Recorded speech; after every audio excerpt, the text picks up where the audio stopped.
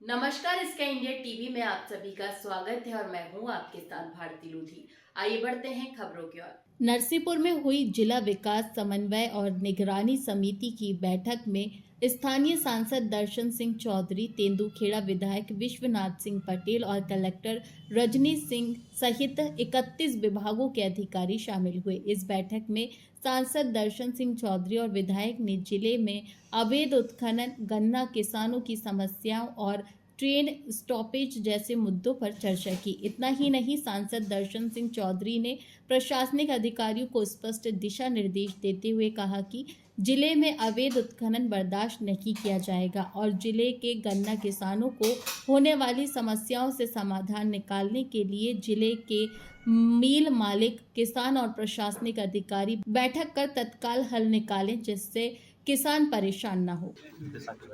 आज दशा की बैठक की गई, क्या निर्णय लिए गए हैं और कैसे नरसिंहपुर के विकास को गति दी जाएगी? आज सबसे पहले तो मैं आभार व्यक्त करता हूं सभी विभागों का, सब बहुत ऊर्जा के साथ अपने अपने क्षेत्र में लगे और जो थोड़ी बहुत कमी लग रही उन सबको भी आज कड़े निर्देश दिए गए हैं। सभी विभागों को लगभग 31 विभागों के लोग यहाँ पर हमने बुलवाए थे और सभी को अलग अलग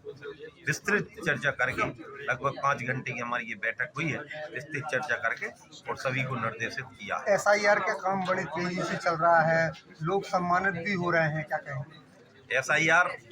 में एक सामान्य प्रक्रिया जो हर बार होती है और अब बहुत विधिवत रूप से, और मैं जनता से भी अपील करता हूँ इसमें पूरी तरह सहयोग करते हुए और अपने मतदान का सही उपयोग करें। आपने सभी विभागों को धन्यवाद दिया है। खनिज विभाग कितना धन्यवाद नहीं है कि नर्मदा मैया में उत्खनन चल रहा है और आपने भी एक बार मुद्दा उठाया फरवरी में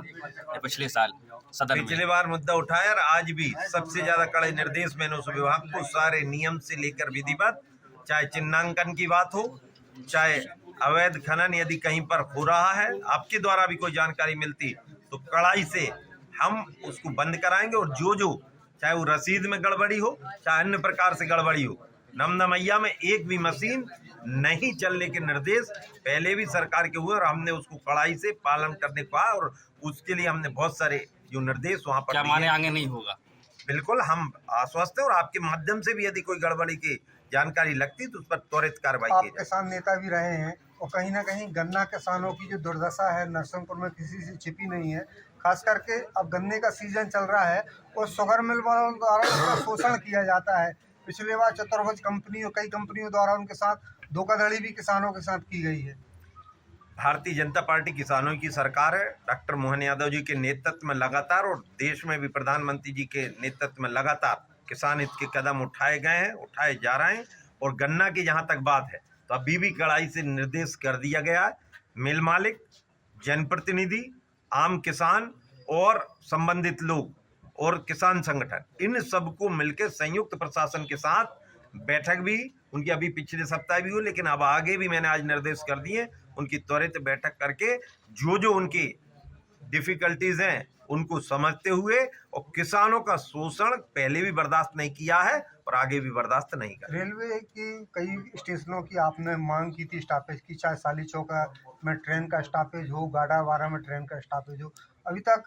संभव नहीं हो सका है। मैं पहले तो धन्यवाद देता हूं कि रेल के मामले में आमूलचूल परिवर्तन देश के अंदर दिखाई दिए हैं और अब पहले से ज़्यादा गति में भी परिवर्तन, साफ सफाई से लेकर रेलवे की गुणवत्ता से लेकर उन सब में काम हो रहा है। और स्टॉपेज की बात है, कुंभ के मेले के पहले कुछ स्टॉपेज हमारे लोकसभा में मिले, क्योंकि सबसे बड़ा लोकसभा है और जिन स्थानों की आप बात कर रहे हैं उनको तो है ही। मैंने तो हर छोटे स्टेशन के लिए भी माननीय मंत्री जी से, संबंधित लोगों से, और कल भी मैं रेल समिति की बैठक में जाने वाला हूं, इन विषयों को गंभीरता से रखा और मेरे